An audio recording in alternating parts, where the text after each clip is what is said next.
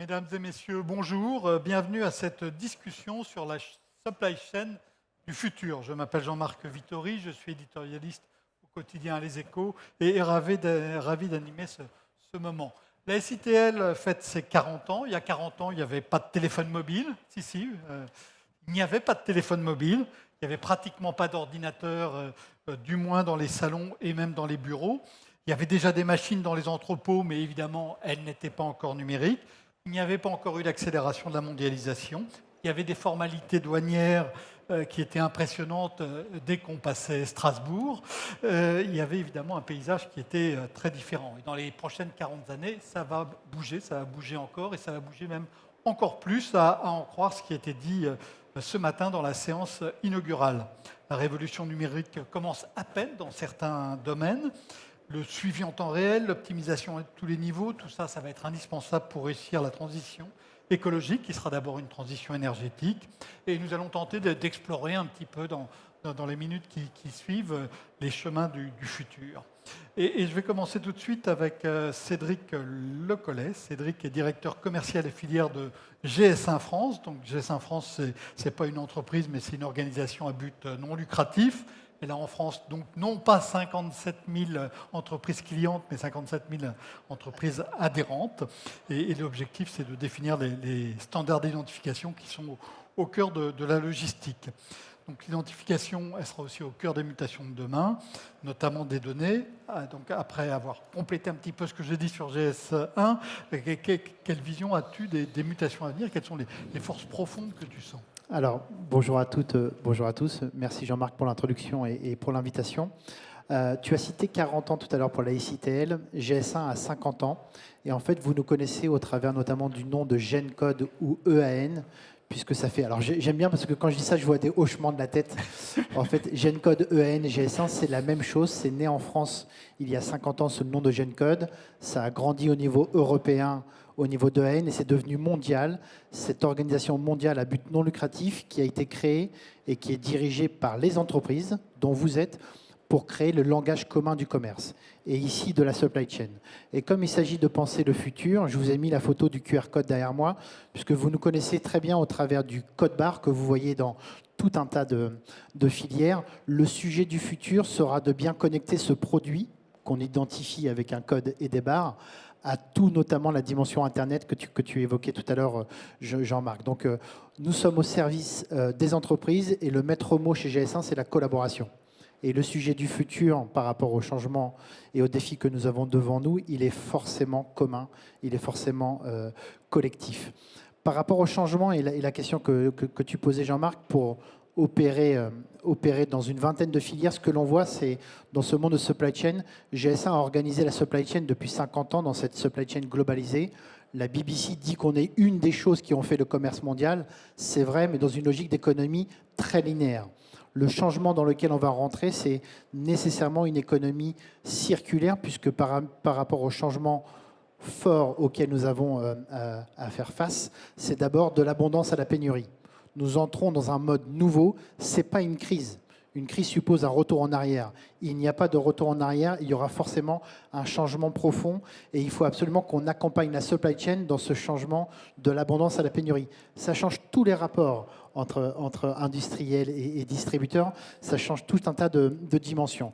Le deuxième élément, et peut-être que les ministres qui étaient là ce matin en ont parlé, c'est évidemment les enjeux réglementaires. Les entreprises vont faire face à une multitude de réglementations régionales, mondiales, locales, et il va falloir que de façon commune et universelle, elles soient conformes. Donc il faut qu'on accompagne les entreprises à être conformes à ces réglementations en toute efficience économique de supply chain, mais aussi demain, par rapport aux réglementations, c'est sur toutes les données, autour des données environnementales.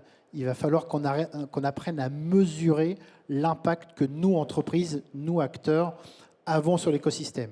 Aujourd'hui, ces modèles-là n'existent pas. Ils n'existent pas en termes de standardisation, ils n'existent pas en termes de scalabilité. La troisième dimension, c'est aussi dans la supply chain, puisque la supply chain, schématiquement, on transporte des produits. Il va falloir repenser les produits dans une logique non plus de propriété, mais d'usage. Là aussi, ça change complètement le rapport au produit, et cette économie qu'on va appeler l'économie de la fonctionnalité, il va falloir qu'on crée les règles, le langage qui va avec ça.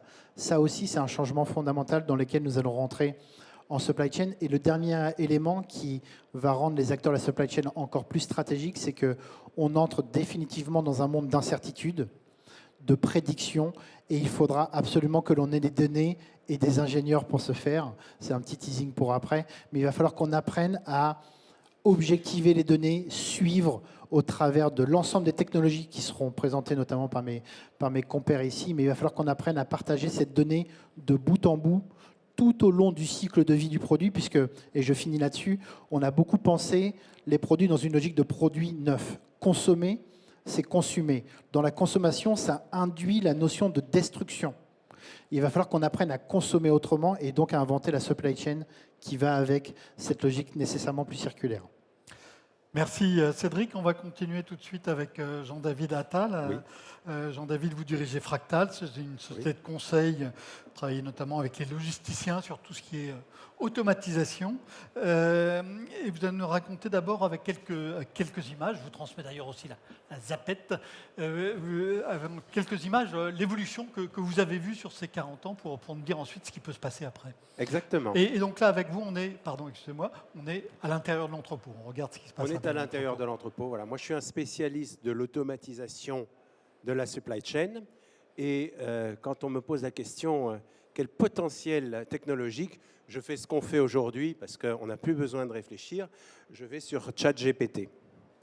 Donc, alors déjà, j'arrive pas à passer les slides. Bon, vous pouvez cliquer pour moi.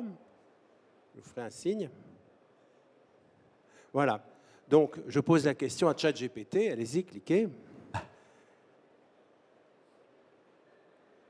Quel est le potentiel d'innovation dans la supply chain du futur? Et là, j'ai eu tout de suite la réponse. Parfaite. Ah merde. Bon, alors, pour une fois, il fallait que je réfléchisse par moi-même. Donc, comme la SITL a 40 ans, j'ai essayé de vous montrer, avec 3 images, l'évolution depuis 40 ans. Donc, l'automatisation de la supply chain il y a 40 ans, c'est la chose suivante. Allez-y. Voilà. Ce sont des choses qui sont hautement individualisées, qui sont boulonnées au sol et qui ne se réutilisent pas après. Vous voyez à gauche un mini-lot d'attiroirs avec un préparateur embarqué. Donc, le préparateur s'adapte à la machine. Okay, on est dans une usine, on sait exactement de quoi on va avoir besoin dans 10 ans. Et on fait son truc. Et puis à droite, on met un convoyeur. Et c'est pareil, on a fait notre beau modèle de croissance linéaire avec plus 5% par an. Et bon, ça va bien. Et puis, on commence à faire de la vente par Internet. Et dans le début des années 2000, il y a 20 ans, on voit apparaître les choses suivantes. Allez-y.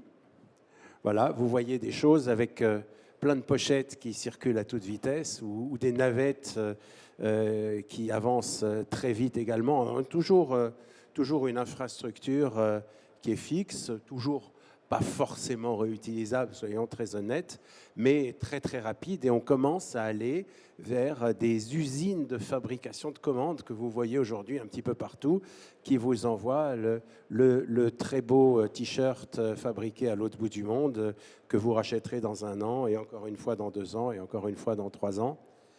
Et puis, dans les 5 dernières années, on voit apparaître des choses qu'on n'aurait jamais imaginées. On arrête le pays pendant 3 mois, on redémarre, la demande fait 400%, puis on s'arrête, puis on redémarre, et puis les prix augmentent d'un seul coup, donc ça baisse, et puis après ça réaugmente. Et donc on voit depuis 10 ans apparaître autre chose. 3e slide, s'il vous plaît. Voilà, vous avez des solutions qui se basent sur des flottes de véhicules autonomes. Et ces flottes de véhicules autonomes, on en rajoute un, on en enlève un, on augmente le besoin de 1%. Ce n'est pas trop prévu qu'on le réduise après, d'ailleurs, pour le moment, mais bon, ça vient. Et on fait bouger des bacs, des palettes, alors par en dessus, par en dessous, en diagonale, en tournant en rond. Il y a à peu près une nouvelle société qui se crée tous les mois dans cette direction-là. Et avec ces véhicules, on les appelle des agents en termes d'informatique. Ils se parlent les uns aux autres et ils sont capables de dire « Attends, laisse, je suis plus près, je vais le faire moi-même ». Et donc, vous allez dans une dimension d'extrême modularité. Et en logistique, l'inverse de l'efficacité, ce n'est pas l'inefficacité, c'est la modularité. Donc vous continuerez, en termes de tendance, à avoir des gens, des gros groupes qui ont une vision de 5 ans, 10 ans, 15 ans, qui savent exactement ce qui se passera dans 15 ans et qui peuvent investir. Et vous aurez à côté de ça des gens, soit qui sont plus petits, soit qui sont des prestataires de services et qui vont perdre leurs clients peut-être dans 3 ans ou dans 5 ans, et donc qui ont besoin de quelque chose qui démarre aujourd'hui, qui va augmenter ponctuellement pendant 1 mois autour de Noël et qui va se réduire après. Et donc, ils iront vers ça, très naturellement. Et donc, ce type de solution va prendre une place prépondérante dans les marchés. Je ne peux pas vous dire si ce sera 50 ou 80%, mais ce sera une partie de la réalité de demain. Et le corollaire naturel, c'est que vous n'allez plus les payer, ces technologies. Vous n'allez plus les acheter, vous allez les utiliser et les payer à l'utilisation. C'était exactement ce que disait Cédric sur le passage de la propriété à l'usage.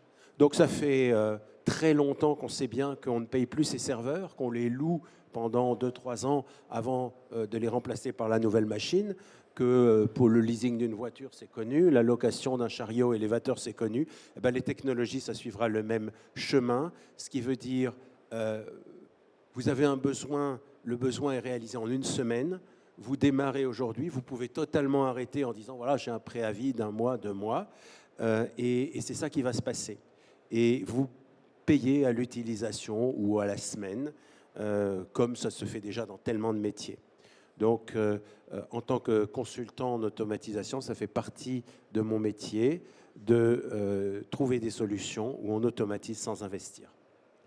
Je vous remercie. Donc, 2 grandes tendances, vous nous décrivez. Hein, d'abord, cette modularité. Si vous vous promenez dans les allées du salon, vous avez vu, vous allez voir plein de ces agents et des logiciels pour faire tourner ces agents. Donc, premier changement. Deuxième changement, le changement du mode de financement. Vous avez dit aussi que ce qui s'est passé ces dernières années, on n'avait pas pu l'imaginer. On aurait eu beaucoup de mal à l'imaginer auparavant. Est-ce que vous parvenez tout de même, au-delà de ces 2 changements, à imaginer d'autres changements à l'intérieur de l'entrepôt, sachant que c'est l'un des endroits peut-être dans la logistique et le transport où on a déjà beaucoup avancé ces dernières décennies? Oui, alors écoutez, regardons les débats de société actuels.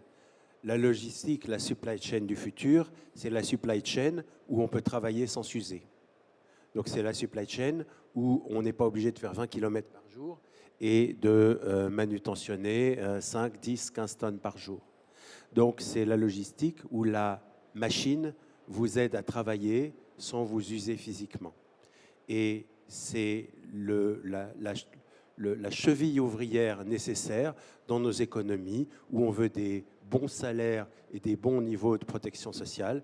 Et bien pour ça, il faut des technologies qui permettent de travailler, de livrer rapidement et en même temps de ne pas user la santé des gens qui travaillent. Et en ce sens-là, elle n'est pas l'ennemi de l'homme, elle est l'allié de l'homme. Guillaume Tardivaux, vous êtes donc directeur du domaine de recherche entreprise numérique chez Orange Innovation. On est donc dans la recherche sur les télécoms et tout ce que ça va pouvoir permettre de faire après. Vous faites une passerelle entre recherche et entreprise, votre entreprise, mais aussi évidemment les autres. Et donc vous avez un axe de travail. Vous avez commencé d'abord par un axe de travail. Donc là, on va sortir de l'entrepôt, voir ce qui se passe une fois qu'on sort de l'entrepôt, et pour repérer les flux d'une autre manière, sachant que le suivi des flux dans cette évolution de la supply chain que vous avez commencé à décrire sera absolument essentiel. Oui, alors c'est un axe, évidemment, Orange dans la logistique. Vous allez vous dire, mais qu'est-ce qu'ils viennent faire là? En effet, nous, on fait des télécoms, hein, donc la logistique, c'est pas tellement notre truc. Mais on s'est rendu compte que dans l'engagement qu'Orange a sur la neutralité carbone, on avait aussi un rôle à jouer vis-à-vis de ce secteur-là. Alors, c'est un peu en discutant avec le professeur Ballot de l'École des Mines de Paris que je me suis rendu compte que ce secteur de la logistique, finalement, il est très consommateur de CO2 et et qu'en même temps, on a relativement peu, voire pas du tout, de statistiques nationales détaillées sur les flux de statistiques. Donc c'est gênant parce que ça veut dire que aussi bien les acteurs du secteur que les autorités ne pouvaient pas savoir, par exemple, des choses aussi basiques que les camions qui viennent du nord et puis qui se dirigent vers le sud et qui passent autour de Paris, par où ils passent statistiquement? Passe à l'est, à l'ouest, comment ça se passe tout ça? Et donc on s'est dit, oui, si on arrivait à repérer les origines, destinations, etc., si on arrivait à détecter ces flux, on pourrait aider ce secteur à se décarboner, à mutualiser déjà, par exemple. Quand vous savez qu'il y a tant de centaines de camions qui vont de Bordeaux à Pau tous les jours, à peu près à la même heure, etc., il y a peut-être moyen de mutualiser. Bon. Alors en fait, on a fait travailler beaucoup d'ingénieurs pendant 3 ans pour pouvoir détecter ces flux de logistique à partir d'une intelligence artificielle qui analyse toutes les données de supervision du réseau Orange. Et ça nous permet de faire ce genre de carte. Alors, à gauche, vous avez une carte de chaleur qui montre un peu, comme son nom l'indique, où ça chauffe, où est-ce qu'il y a des flux de camions très importants. On a fait des distinctions entre les camions et les véhicules utilitaires légers. Alors là aussi, je ne vais pas rentrer dans les détails techniques, mais c'est de l'intelligence artificielle pour pouvoir détecter et faire cette décorrélation. Ensuite, du coup, ça permet de fournir aux acteurs du secteur, vous voyez, le graphe du milieu, par exemple, ça, c'est quelle est l'intensité des échanges du trafic de camions sur un axe donné à une date donnée. Et puis, après, on peut regarder, par exemple, sur un axe, on a travaillé avec un partenaire autoroutier, on peut regarder d'où viennent les camions et vers où ils vont. Bon, donc, cette connaissance des flux, Orange n'a rien à en faire. En revanche, c'est quelque chose qui est fourni au secteur pour éventuellement simuler l'évolution de l'aménagement de la logistique autour d'une zone, par exemple. Qu'est-ce qui se passe si voilà, je vous pose une question. On sait qu'il y a une maire de Paris récemment qui a dit « je veux plus de camions sur les voies sur berge ». Bon, ok. Quel est l'impact ? Si je déplace Rungis de 10 km vers l'est, quel est l'impact sur la cible? Bon. Tout ça, une fois qu'on a ces flux, on est en mesure de simuler ce genre de choses. On peut réinjecter les flux actuels sur un réseau routier différent ou des normes routières différentes et voir l'impact que ça a. On peut regarder aussi quel est l'impact de la ville de Toulouse, l'impact en émissions de CO2 de la ville de Toulouse sur son environnement immédiat. Voilà. Donc c'est ce genre de choses qu'on propose. Donc on n'est pas un acteur de la logistique, on n'a pas de camion et on ne va pas aller faire de concurrence à qui que ce soit sur ce domaine-là. En revanche, on fournit des données et des vues statistiques globales, et pas uniquement en France d'ailleurs. Et donc, oui, je crois que vous avez déjà, ces dispositifs-là, vous avez commencé à le vendre, vous pouvez le dire, ou bien c'est encore confidentiel? Oui, ça va, c'est Orange Business. Alors moi, je fais de la recherche, donc oui, je ne fais pas d'argent. Vous regardez un petit peu ce qui se passe après, je pense. Moi, je ne touche pas à ça. Vous imaginez, nous sommes purs à la recherche d'Orange. Non, donc Orange Business va vendre ça à partir de à la fin de l'année. Je sais qu'il y a déjà eu un port espagnol qui a mentionné qu'il était intéressé. C'est vrai que alors je ne sais plus comment ça s'appelle dans la logistique, le fait d'avoir plusieurs modes de transport. Le multimodal, merci. Moi, je viens des télécoms, donc voilà, le multimodal, absolument. Eh bien, le multimodal, donc le fait de regarder comment le trafic de camions peut avoir un impact sur le trafic du port et inversement, oui, ça peut être intéressant. Et on sait qu'on a du travail à faire en France là-dessus, du côté des ports, ça a été évoqué. Un autre exemple d'une nature un peu différente, c'est le tag 5G. Oui, voilà. Alors là, je vous parlais d'un futur très proche, mais on travaille aussi sur d'autres technologies. Par exemple, le fait d'avoir un tag. Donc chez Orange, je répète, vous voyez, on fait très attention aux émissions de CO2 et à regarder ce qu'on peut faire pour améliorer la communauté, j'allais dire. Donc, ce faisant, il y a une de nos chercheuses qui a proposé de normaliser un tag qui est sans énergie. C'est-à-dire qu'il n'a pas besoin d'être alimenté par quoi que ce soit. Il s'alimente par les ondes ambiantes.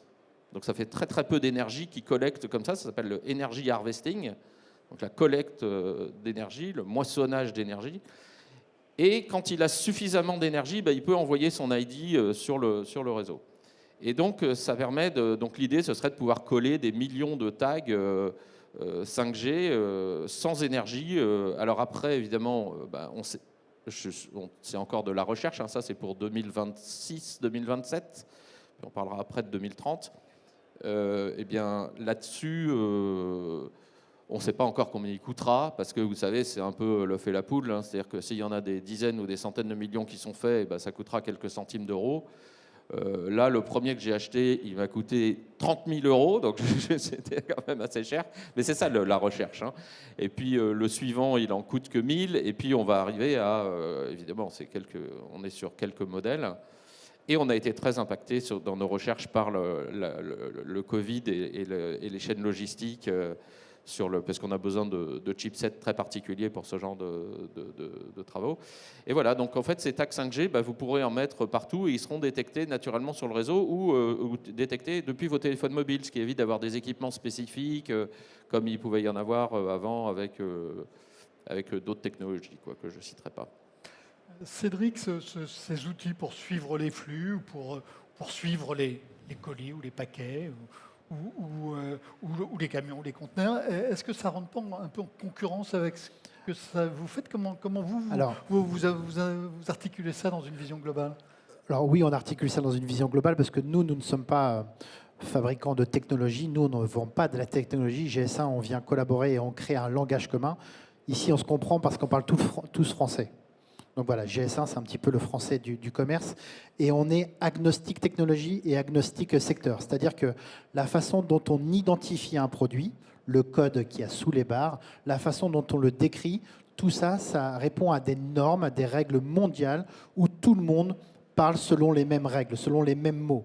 Et après, les technologies l'embarquent, que ce soit de l'EDI, des API, de la blockchain, du tag 5G. Toutes ces données-là sont transportées au travers des technologies. Donc GS1, on permet ces échanges-là au niveau mondial et toutes les technologies sont les bienvenues pour rendre les services aux opérateurs que nous servons collectivement. Donc nous, on travaille ensemble au sein de la chaire Internet physique de l'école des mines, hein, donc on se connaît bien, il n'y a Exactement. pas de souci. La chaire de Éric Ballot sur l'Internet physique, qui d'ailleurs, c'est une très bonne remarque, vise à l'interconnexion des réseaux. Et ma remarque par rapport à ça, c'est qu'on arrivera à connecter tous les points, toutes les entreprises, tous les lieux, si tout le monde arrive à bien respecter les mêmes règles, comme ça marche dans le digital. C'est la vision de l'Internet. Et donc le point ici, et je rebondis aussi sur la partie du carbone, c'est que le moment dans lequel on est, puisqu'on parle de la supply chain du futur, c'est qu'avant, on transportait un produit en toute efficience, et schématiquement, derrière le code barre, il y avait un prix. Il va falloir qu'on sache quelle est l'empreinte carbone derrière le produit qu'on achète. Parce que c'est ça qu'on va devoir nécessairement réduire. On va avoir besoin de la vision de toutes les technologies pour suivre ce produit tout au long de son cycle de vie. Parce qu'à la fin, les entreprises vont toujours devoir gagner en efficience, mais en réduction d'impact. Et ça ne marchera à l'échelle, en toute scalabilité, que si on travaille tous ensemble et qu'on apprend à objectiver les données. Donc sans données, on n'y arrivera pas. Sans collaboration, on n'y arrivera pas. Donc on voit qu'il y en a beaucoup dans le tuyau et c'est qu'un tout petit bout de ce qui arrive. Donc il va falloir exploiter ce qui sort de ce tuyau, même si évidemment Guillaume ne s'en occupera pas, on a bien compris. Et ça, il va falloir investir massivement. Jean-David, quand on prépare ces investissements, quelles sont les questions qu'il faut se poser? Absolument. Sachant qu'on est dans un univers d'incertitude, hein, vous l'avez dit, et l'incertitude, c'est quelque chose qui est radicalement différent du risque. Hein, on a beaucoup raisonné. Il y a beaucoup de gens qui disent l'incertitude, je connais, c'est les risques. Non, c'est tout à fait différent. Et c'était conceptualisé il y a un siècle par un mathématicien qui a dit les risques, on peut les prévoir, on peut mettre des probabilités dessus. L'incertitude, on ne peut pas. Et c'est l'univers dans lequel on va. Et ce monsieur, Frank Knight, il avait conceptualisé ça en 1921, c'est-à-dire juste après une épidémie majeure et une guerre. Et donc, dans cet univers d'incertitude, il faut aussi penser l'investissement autrement. Donc, voilà, à quoi il faut faire attention? Eh bien, d'abord, on se demande quelles sont les caractéristiques de ce qu'on va vouloir faire. C'est-à-dire, effectivement, on maîtrise bien l'activité où elle est extrêmement volatile. Donc, on est sur cet axe efficacité versus optimisation, versus modularité et flexibilité. Et puis, on a un deuxième axe, et je pourrais rentrer un peu plus dans le détail pour ceux qui le veulent, qui est produit exclusif ou produit banalisé. Parce que le logisticien n'a pas les mêmes besoins derrière ça.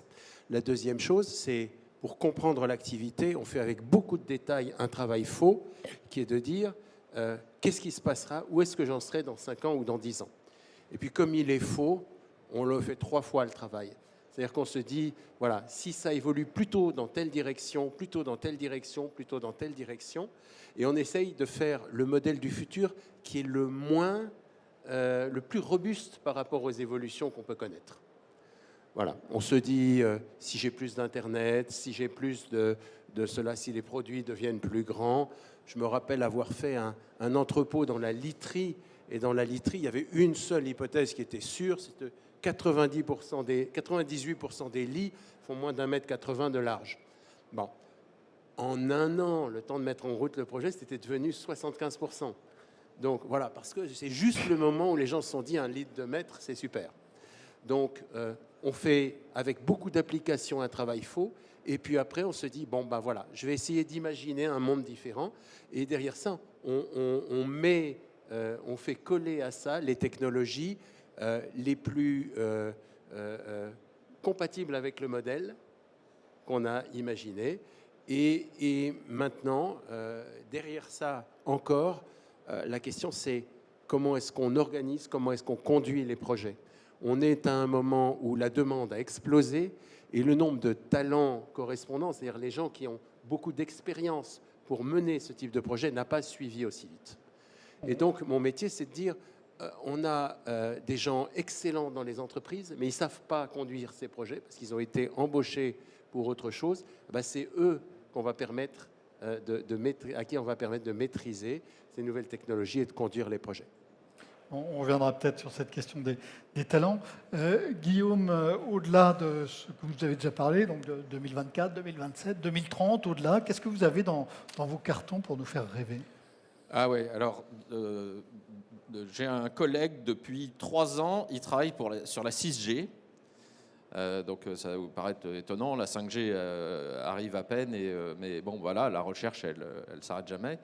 Et dans la 6G, ce qui me paraît vraiment nouveau et qu'on n'a jamais vu jusqu'à présent, c'est qu'on devrait être en mesure de faire ce qu'on appelle du sensing. C'est-à-dire que les ondes vont permettre d'avoir un petit effet radar. Aujourd'hui, elles se propagent et puis elles arrivent sur votre téléphone et elles vous livrent vos communications. Mais pour ça rebondit un peu sur les buildings, sur les abribus, sur des camions éventuellement qui passent, etc., etc. Voilà, c'est tout ce qui se passe. Là, avec des longueurs d'onde très faibles, on va être capable de détecter en fait l'arête d'un building ou d'un abribus ou d'un camion, etc., etc. Donc on devrait, ou en indoor, on pourrait aussi repérer des formes. Alors plutôt des trucs un peu gros au début, et ce sera très très basique. Mais ça veut dire que nous on pense, d'un point de vue recherche, si on imagine ça ça sortira en 2030 à peu près, mais si on imagine ça en 2035 ou autre, ça aura considérablement amélioré, ça sera considérablement amélioré, et du coup, on peut imaginer de voir un certain nombre d'objets et de mouvements d'objets à l'intérieur d'un bâtiment ou à l'extérieur, et ça, on pense que c'est très intéressant. C'est porteur de beaucoup de valeur pour l'avenir, quoi. C'est-à-dire que si je comprends bien, ça va devenir un radar. Juste pour... Il y a un petit côté. Alors en fait, pour être très franc, ça deviendra un radar si votre opérateur fait un traitement de données absolument colossal qui permettra d'obtenir ces fonctionnalités de radar. Mais vous savez, aujourd'hui, je ne sais pas si vous utilisez ça en logistique, mais sur les derniers modèles d'iPhone et de Galaxy, le Galaxy S12, vous avez un lidar.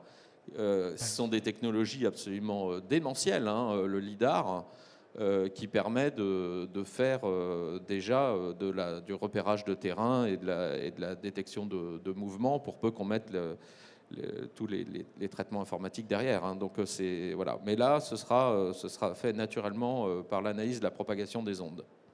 Donc ça devrait changer quand même pas mal les choses sur la logistique indoor, je pense. Jean-David, vous êtes sur la logistique indoor. Quand vous entendez parler de ce genre de technologie, vous dites, tiens, il y a des choses qu'on ne pouvait pas faire, qu'on va pouvoir faire?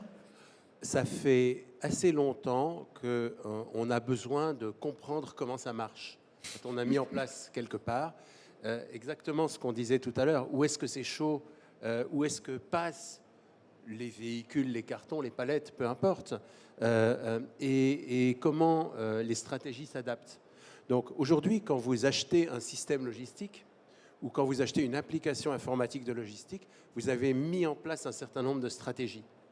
L'avenir, c'est de dire que ces stratégies, elles sont dans un certain nombre de bibliothèques sur Internet et que chaque lecteur de code à barre, chaque capteur d'information se dit « tiens, j'ai vu ça » et que le système automatiquement va chercher sur Internet la stratégie qui répond le mieux à ça. Et donc que les systèmes s'adaptent tout seuls aux évolutions des flux logistiques. Voilà. Il y a des gens qui sont en train de réfléchir à ça, de manière à ce qu'on ne se dise pas « oui, mais attendez, on avait fait ça il y a 5 ans parce qu'il y a 5 ans, on pensait que », mais qu'au fur et à mesure, les systèmes, les lecteurs, les chariots se disent bah, « écoutez, le monde a changé, je m'adapte tout seul sans avoir besoin de demander une offre d'extension ou d'attendre que quelqu'un me reprogramme quelque chose. » Donc, le monde de l'intralogistique est en demande de données pour savoir les exploiter. Ça fait longtemps qu'on se dit il faudrait qu'on appelle les clients pour leur signaler qu'il y a un problème à tel endroit avant qu'ils s'en soient rendus compte. Et en vous écoutant, je me disais que vous n'aviez pas parlé du jumeau numérique. Est-ce que c'est quelque chose qui est hors champ pour vous, ou bien est-ce que... Absolument pas. Le jumeau numérique, c'est ce qui vous permet de sécuriser votre installation avant qu'elle soit montée. Donc, démarrer quelque chose quand il y a un camion qui attend, vous l'avez peut-être déjà vécu, je ne vous le conseille pas. Donc, aujourd'hui, je promeux l'idée qu'on teste sur table avant que ça soit monté, qu'on repère les problèmes, les libellés qui ne tiennent pas dans les champs, les palettes qui partent au mauvais endroit. On corrige, après on installe, et quand on démarre, il n'y a pas d'erreur. Je vous rassure, même quand il n'y a pas d'erreur, quand on démarre quelque chose, il y a toujours du travail à faire. Mais ça devrait devenir inacceptable de dire je démarre et je me rends compte que ça ne fonctionne pas comme il faut. Et pour ça, on met en place le jumeau numérique, c'est-à-dire un programme qui réagit comme la machine et qui permet de tester avant qu'on ait démarré. C'est un must. Cédric, vous avez entendu des projets qui nous mettent certains assez loin. Vous, comment ça vous fait réagir et les projets qui se développent GS1, à long terme, c'est quoi? Le projet de GS1 au niveau global, c'est d'accompagner les changements de paradigme dans les filières, mais il faut qu'on prépare aujourd'hui la supply chain du futur. Pour répondre à une question tout à l'heure, c'est comment est-ce qu'on voit le futur? Enfin, c'est pas nous, c'est Jean-Marc Jancovici et autres. Les 10 ans qu'on a devant nous sont déterminants. Ça, on est d'accord, on n'est pas d'accord. En tout cas, c'est un fait. Les prévisions du GIEC et autres amènent à des visions qui peuvent être assez délétères. Donc, il faut qu'on accueille ça avec lucidité. Et c'est ensemble qu'on doit repenser la façon de fabriquer un produit, de l'utiliser, de le réemployer, de le recycler et autres. Et tout ça, ça ne marchera que si on le fait ensemble. Donc, c'est un défi qu'on a en commun. Et l'objet de GS1, Organisation de biens communs, c'est de vous permettre de faire ça avec toutes les technologies qui vous permettront de rendre ça possible à l'échelle, en toute inclusion de tous les acteurs. Le sujet pour moi aussi de la supply chain du futur, c'est par rapport à la visibilité des entreprises sur leur amont. La supply chain, c'est la capacité à savoir avec qui on travaille. Aujourd'hui, on a organisé les supply chains, le Covid l'a montré, la crise en Ukraine l'a montré, qu'on n'est absolument pas conscient, on ne sait pas avec qui on travaille au-delà du rang 1. On a construit ça et on est en supply chain complètement aveugle. Et donc aujourd'hui, il y a des réglementations qui imposent ça, le devoir de vigilance notamment. Et il va falloir qu'on permette à tous les acteurs de savoir avec qui réellement ils travaillent en rang 1, 2, 3, 4, pour aussi mesurer leurs risques ou leurs incertitudes. C'est un débat philosophique que je ne vais pas ouvrir là, mais la capacité d'une entreprise à prédire son futur et à mesurer son degré d'exposition va devenir un facteur essentiel de sa valorisation en bourse, parce que c'est aussi le monde de la finance qui va aider à accélérer la transformation. Donc le métier de GS1, c'est de vous écouter, vous, écosystème, et de vous accueillir au sein de cette plateforme mondiale de collaboration pour créer les standards qui vous permettront de relever vos défis, encore une fois, avec toutes les technologies, de la façon la plus ouverte, la plus dynamique et la plus efficiente. Oui, le scope 1, 2, 3, ce n'est pas seulement une réglementation environnementale, ça va être une nécessité des entreprises pour s'organiser sur l'ensemble de leur le scope 3 est le défi de tous. Alors, on voit bien donc que des changements majeurs, c'est des ruptures. Peut-être que c'est des ruptures plus importantes que ce qu'on a vu lors des 40 dernières années.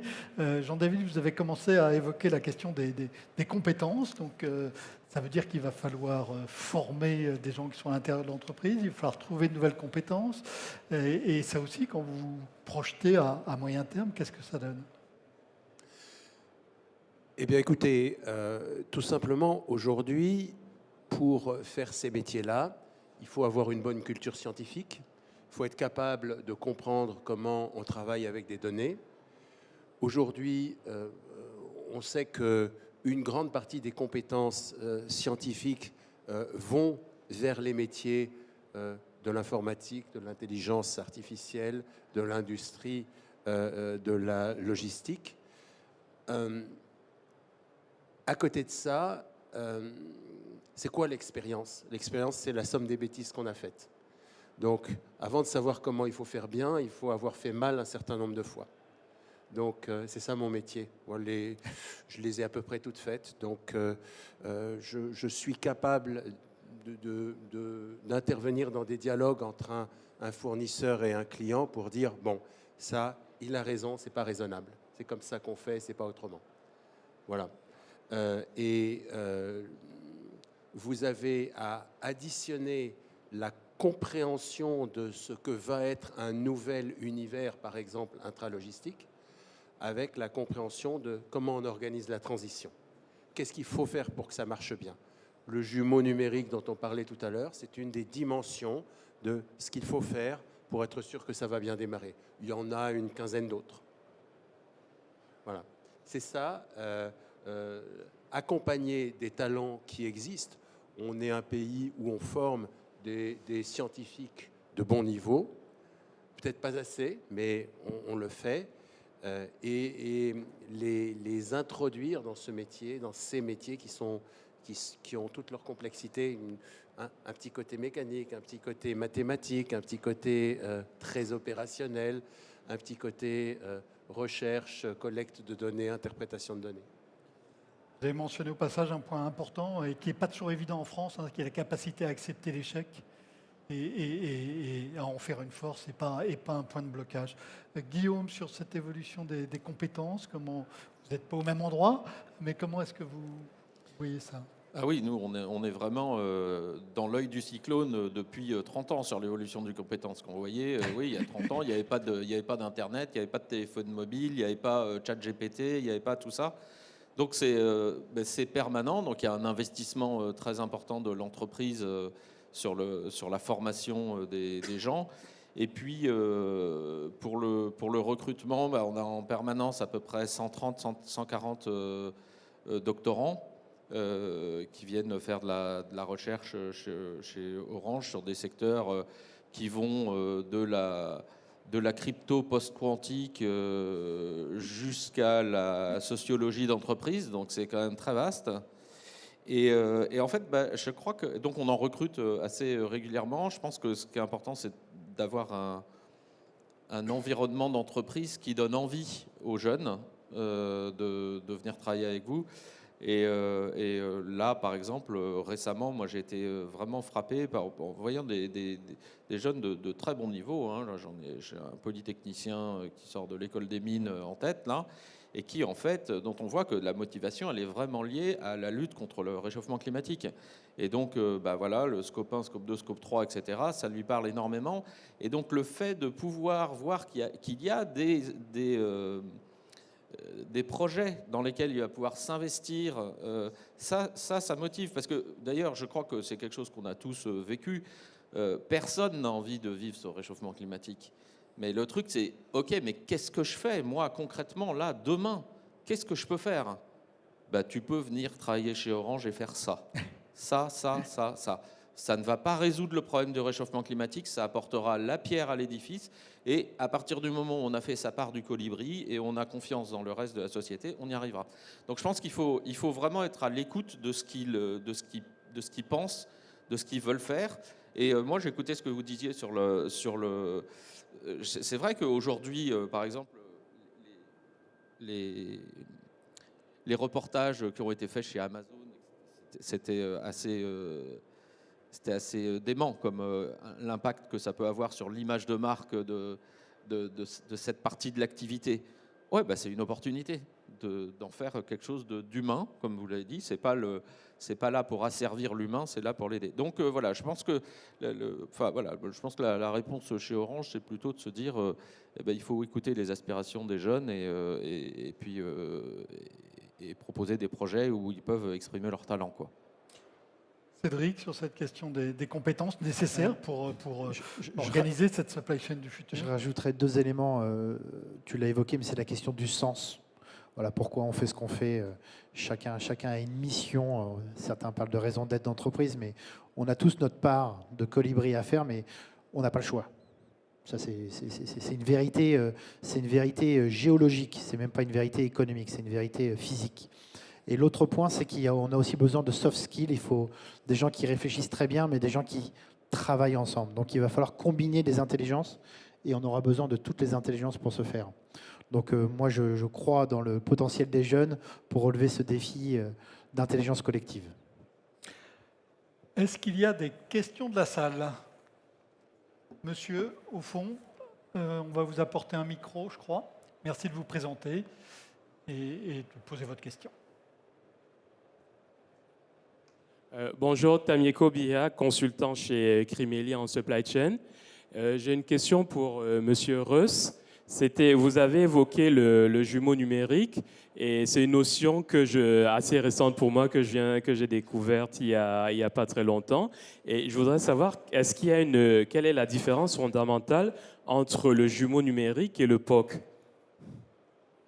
Parce que si j'ai bien compris, la notion, c'est de mettre en place quelque chose qui va être développé. Et est-ce que c'est pas déjà reproduire la notion du POC où on fait un exercice quasi en live et on corrige après s'il y a eu des erreurs ou pas?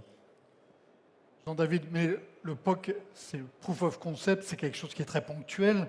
Le jumeau numérique, c'est infiniment plus large, parce que ça reproduit l'ensemble d'un écosystème. Oui, tout à fait. Quand vous réalisez des projets de mise en place de quelque chose qui est informatique, avec un petit peu de technologie où vous captez des données, avec des machines, etc. D'une part, il y a le POC, c'est-à-dire que votre machine spéciale, vous la réalisez et vous la testez, mais d'autre part, il y a toutes les étapes à franchir depuis l'analyse détaillée des besoins jusqu'au démarrage pour sécuriser votre démarrage. Et c'est là qu'intervient le jumeau numérique. Le jumeau numérique, c'est le POC de votre informatique, si vous voulez. D'accord. Ce n'est pas le POC, c'est un programme qui se comporte comme la machine. Et vous dites, voilà, je vous ai donné telle commande à préparer, eh bien, il va vous dire, le carton est parti de tel endroit à tel endroit avec un convoyeur, il a été repris par un AMR qui l'a amené ici. Ici, il a été pesé par une balance qui a donné ce résultat et il a fini à tel endroit d'un stockage et à telle adresse, alors qu'il n'y avait aucune machine derrière. Donc, le POC, c'est votre machine spécifique que vous testez pour vérifier qu'elle va bien marcher. Le jumeau numérique, c'est le programme qui émule votre machine et qui se comporte comme elle et qui vous permet de faire votre test à l'avance en toute sécurité. Okay, merci pour l'éclaircissement. Autre question, interrogation? Devant, s'il vous plaît. On va vous apporter aussi un micro. Il arrive. Merci. J'ai une question pour Cédric Lecollet. Je voulais savoir, merci. Je voulais savoir comment trouver le juste milieu entre l'échange de données que nécessite l'économie circulaire dont vous avez parlé, donc la traçabilité des responsabilités de producteurs, le passeport numérique, etc., toutes les initiatives qui sont dans la presse actuellement, et l'impact environnemental que représentent ces data au niveau mondial. En termes de sobriété numérique, c'est une énorme question. Je crois qu'on parle de 4% des émissions de carbone qui sont liées au numérique. Alors, je vais citer un philosophe français, Stigler, qui disait c'est le pharmacone. C'est comme dans un médicament, il y a un effet bénéfique et un effet poison-remède. Donc le numérique, de toute façon, il est devant nous et on aura besoin de lui pour faire ce qu'on a à faire à l'échelle. Donc il va falloir qu'on le fasse et qu'on pense en même temps sobriété. Beaucoup sur la production, on parle de sobriété au sens où il faudra consommer moins pour baisser nos impacts. Il y a aussi dans la sobriété la question de la sobriété numérique. Donc toutes les technologies qui sont l'eau, énergie et autres, il faudra les considérer pour les mettre en œuvre et faire en sorte que ce que l'on a à faire soit aussi le moins consommateur d'énergie. Donc c'est en effet une question majeure à adresser, mais il faut qu'on accepte que le numérique génère des émissions dont il faudra mesurer et piloter la grandeur. Ouais, moi je rajouterais une chose, c'est que je pense qu'il n'y a pas trop à s'inquiéter de l'impact des données dont on parle là. Parce que c'est epsilonesque par rapport à l'impact d'une vidéo regardée sur YouTube. Non mais on est vraiment, on parle pas des mêmes ordres de grandeur, quoi. Donc voilà, je pense que toutes les données qui sont utilisées pour réguler l'activité humaine, les données médicales, etc., c'est pas tellement le sujet. Hein. Les données de business, c'est pas tellement le sujet. Le sujet, c'est que par exemple, est-ce que les jeunes qui veulent tellement s'investir sur la lutte contre le réchauffement climatique, est-ce qu'ils réalisent que le fait de regarder une vidéo sur YouTube en 4G, ça consomme entre 100 et 1000 fois plus d'électricité que de le regarder en Wi-Fi. Et ça, c'est un impact direct quotidien qu'on peut avoir. Mais je crois que, franchement, pour les données générées par les standards de JS1, je ne suis pas très inquiet. La situation peut être un peu différente si on commence à intégrer tous les dispositifs d'intelligence artificielle qui, eux, peuvent nécessiter de faire fonctionner des alors ça c'est très très différent. Mais je disais bien, oui. Ce qui est généré. Oui. Non, mais ça, alors l'intelligence artificielle, ça a un impact qui est colossal, de même que beaucoup de blockchain, etc. Et le métaverse potentiellement. Donc non, mais là on parle de données qui sont quand même très très très très faibles. Hein. C'est des très très petits volumes de données. Hein. Et il y a un autre point essentiel dans la logistique, c'est que l'emploi de ressources numériques peut permettre aussi d'éviter énormément d'émissions de CO2 et de gaz à effet de serre en optimisant. Il y a encore beaucoup à optimiser dans la logistique et le transport. Est-ce qu'il y a une autre question? Oui, monsieur.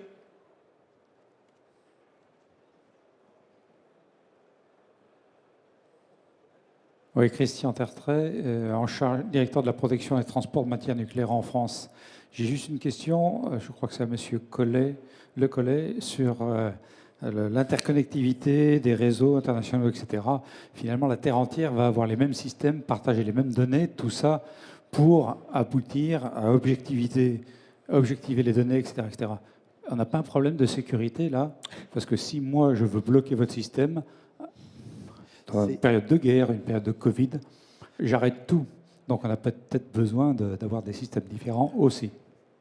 Alors, pour reprendre le point, c'est que nous, nous, au sens global, hein, il faudra qu'on arrive à interconnecter les réseaux et donc rendre les solutions interopérables. Si je reprends l'analogie de la téléphonie, je suis sur Bouygues, il est sur Orange, on s'appelle, on n'a pas les mêmes opérateurs, mais ça marche. Donc il va falloir qu'on rende ces flux-là faisables en toute efficience et interopérabilité. Après, ça n'empêchera pas d'avoir des enjeux critiques de cybersécurité. Hein, c'est écrit en haut à gauche, mais là, c'est la limite de ma compétence. Définir des protocoles communs n'empêchera pas certains de venir hacker ou de faire des choses. Et là, il faut faire appel à des experts en termes de cyber. Et ça, ce n'est pas le sujet de GS1. Nous, on est là pour définir les protocoles communs et après les sécurités des systèmes entre eux, qui est un sujet critique. Hein. Si on coupe les fibres optiques dans les transmissions haute fréquence dans la finance, ça va secouer un tout petit peu. Donc, ce n'est pas le sujet de GS1. Nous, on est là vraiment pour faire en sorte que les échanges se passent en toute efficience. Merci. Jean-David, vous disiez qu'on ne formait peut-être pas assez d'ingénieurs en France. Pour terminer ces échanges, on va revenir sur la question des compétences avec Gérard Réus, qui est le quatrième qui était sur la liste, que j'appelle à nous rejoindre au pupitre. Gérard, vous dirigez le département ingénierie, produits et innovation d'une école d'ingénieurs, justement, ECE du groupe Omnes. Vous formez des gens jeunes qui travailleront encore dans 40 ou 42 ou 44 ans. On ne va pas faire ce débat-là ici, je crois qu'il se tient ailleurs. Et quel cursus pour les préparer à ces supply chains en pleine évolution? Est-ce que la supply chain est un thème qui motive, qui intéresse les futurs ingénieurs? Oui, bien sûr. Tout ce que j'ai entendu me conforte. On forme des ingénieurs qui vont travailler dans la supply chain. Hein. Carrément... Tout ce que vous avez dit permet de dire on forme les ingénieurs et on leur redonne toute la matière qui vont leur permettre de travailler dans la supply chain. Alors nous, on forme des ingénieurs en 5 ans, une grande école d'ingénieurs dans le numérique, des ingénieurs qui travaillent principalement sur la technologie. On en a 4000 qui travaillent, qui se forment chaque année dans l'école d'ingénieurs. On est basé à Bordeaux, Paris, Lyon et Rennes. Alors, ces ingénieurs, on les forme en cybersécurité, évidemment. On parle beaucoup de la cybersécurité. On les forme aussi en système autonome connecté. On parlait de systèmes autonomes dans la logistique, dans les entrepôts. On les forme dans ce domaine. On les forme aussi en big data et analytics. Donc, ces ingénieurs qui vont travailler sur les architectures de data. On les forme aussi en énergie et en environnement. Le thème de l'énergie, hein, on en parlait tout de suite, est important et on a une majeure, donc un master qui forme des ingénieurs dans ce domaine. On forme des ingénieurs produits également, parce qu'on parlait du cycle de vie de produit. Et tous ces ingénieurs, ils intègrent ce sustainability by design, c'est-à-dire dès le départ, dès qu'on conçoit des produits, on intègre tous les éléments qui vont permettre de travailler sur de l'économie déjà dès le départ. Donc ces ingénieurs vont travailler, oui, leur préoccupation, ils sont tout à fait hâte à travailler dans le domaine de la supply chain, dans la cybersécurité, la big data. On les fait travailler sur l'informatique quantique, hein, on parlait d'informatique quantique. On les fait travailler sur la digital industry. On vient d'ouvrir une majeure à Lyon sur la digital industry et on parle en particulier des jumeaux numériques. Donc tous ces ingénieurs que l'on forme chaque année sont, je le pense, tout à fait adaptés à travailler dans la supply chain. Alors, je reviens même à ma question qui était sur l'attractivité. Dans la supply chain, on a souvent entendu que ce n'était pas forcément facile d'attirer des jeunes ingénieurs. Il y en a certains qui préfèrent aller à Orange, par exemple, ou dans d'autres entreprises. Est-ce qu'on sent se passer, hein, il y avait 2 ministres ce matin à la séance inaugurale, il n'y avait jamais eu 2 ministres à la SITL. On sent qu'il y a même une prise de conscience que la logistique dépasse simplement, et le transport dépasse simplement le fait de transporter correctement des marchandises, que ça s'inscrit dans un problématique beaucoup plus large. Est-ce que ça intéresse les jeunes étudiants ou est-ce qu'il y a encore du boulot à faire? Ils sont à convaincre, hein, pour être honnête. D'accord. Et c'est pour ça que je suis là, hein, c'est pour faire un peu la promotion et de dire qu'on a ce qu'il faut pour accueillir des projets. On parlait d'expérimentation et de compétences. Nous, ce qu'on souhaite, et c'est l'objet de ma présence, c'est de parler, de dire confiez-nous des projets.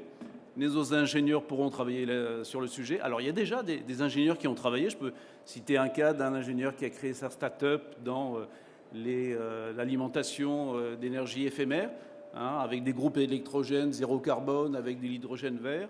On a quelques étudiants qui travaillent sur des sujets comme ça, sur le tracking, pour le groupe Tata, avec des clients comme Volvo. On a quelques étudiants qui sont à même de prendre en charge des projets, mais on en a, plus on aura de projets, plus on saura les convaincre à travailler sur la supply chain. Bien, merci. Je retiendrai de ces échanges, premièrement, qu'il y a un potentiel immense et extrêmement diversifié, qu'il y a des choses qu'on arrive à imaginer, d'autres pas encore. Deuxièmement, pour exploiter ce potentiel, il faudra travailler ensemble. Et travailler ensemble entre entreprises, avec des instituts, des organismes de formation, avec des collectivités locales. Ça va pas forcément être évident. Troisièmement, il y a encore 2 chantiers sur lesquels il faudra travailler. Le premier, c'est l'attractivité de la filière, faire comprendre à quel point c'est intéressant et important. Et la quatrième, c'est l'équilibre des genres. Et je m'arrêterai là. Merci à toutes et à tous.